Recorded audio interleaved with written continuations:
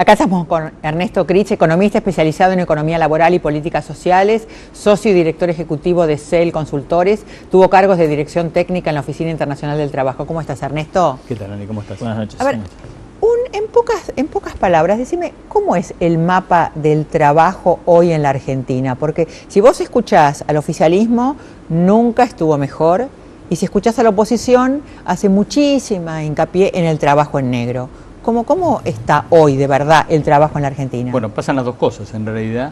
Yo te diría que desde la salida de la crisis del 2001-2002 hasta aquí se logró generar mucho empleo, verdaderamente mucho empleo, y la mayor parte de esta creación de nuevos puestos de trabajo fue en blanco, fue formal.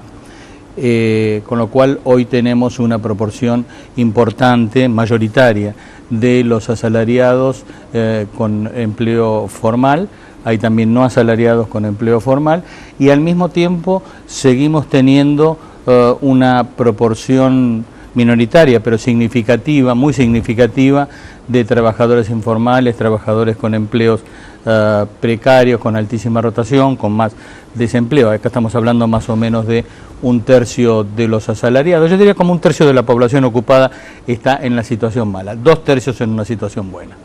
¿Y Bien. hay que creerle entonces a las cifras de desempleo que da el INDEC o también tienen algún tipo de retoque? No tenemos alternativas, como es el caso del índice de precios. Claro. Quizás haya alguna diferencia, por ejemplo, los ocupados en los planes sociales, como en las cooperativas, aparecen como ocupados, precisamente claro. cuando en rigor es un subsidio al desempleo, o un programa ligado al desempleo. Ahí puede haber una diferencia de alrededor de un punto aproximadamente, pero yo diría en todo caso que estamos con un desempleo que se ha mantenido bastante estable, con variaciones menores ya desde el 2007, o sea, la gran mejora en la situación del empleo fue hasta 2007 y luego se estabilizó. Hoy estamos generando empleo, pero mucho menos que entonces. Bueno, esa era la pregunta que yo te quería hacer, porque he leído varios estudios últimamente que hablan precisamente de eso, que por un lado el empleo está más o menos bien, más o menos los especialistas coinciden con tu cuadro,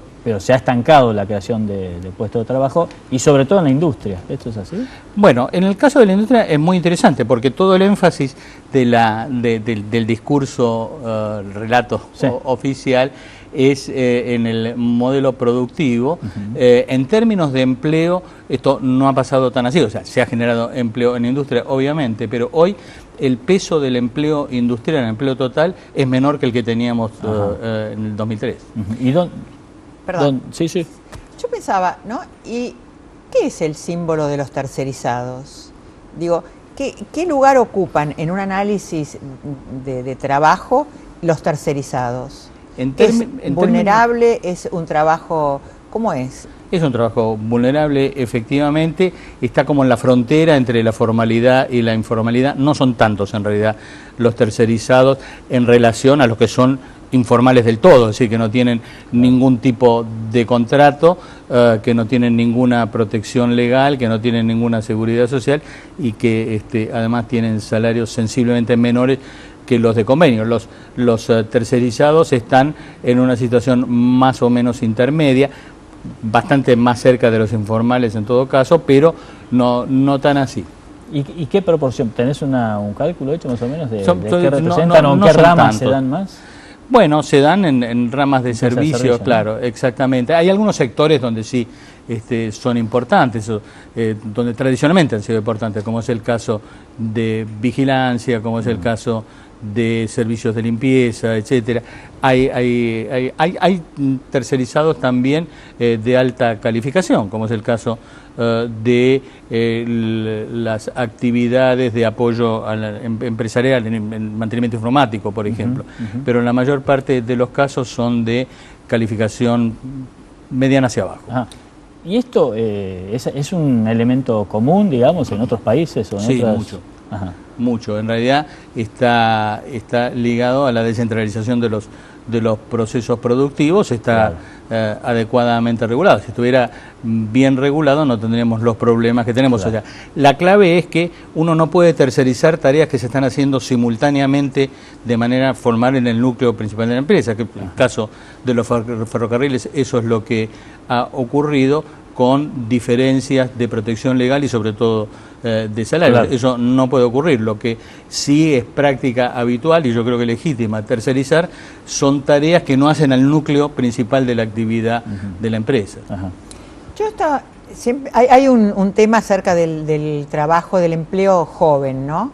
Que dicen que es el más crítico, que son los jóvenes los que no consiguen trabajo.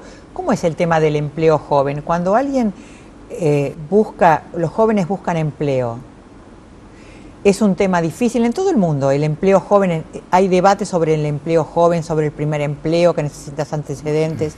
¿Cómo se trabaja el empleo joven? Vos tenés razón, este no es un problema solo nuestro, es un problema en todo el mundo, con muy pocas excepciones. Ahora te menciono una que me parece relevante: el desempleo de los jóvenes habitualmente duplica el desempleo promedio.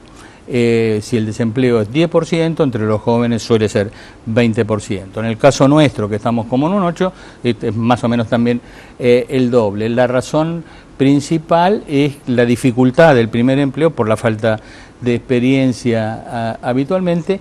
En el caso nuestro, además, se agrega que para los jóvenes, cuando hay oportunidades de empleo, no estamos hablando de empleos de la mejor calidad, sino empleos de una calidad más bien baja, con una altísima rotación. No es inevitable que sea así, porque cuando se habla del desempleo juvenil, lo que viene a la mente inmediatamente es un ejemplo dramático como el caso español, por ejemplo, ¿no es cierto?, donde 40% de los jóvenes, un poco más, están desocupados, muchos de ellos con un nivel educativo muy alto, ¿no es cierto? Pero en Europa tenemos el mejor ejemplo de cómo esto puede no ser así, que es el alemán, donde el desempleo juvenil es inferior al 10%, como 9%, y eso está ligado al tipo de formación que se le ofrece a los jóvenes, muy ligado a las necesidades del mercado de trabajo, donde las prácticas laborales para los jóvenes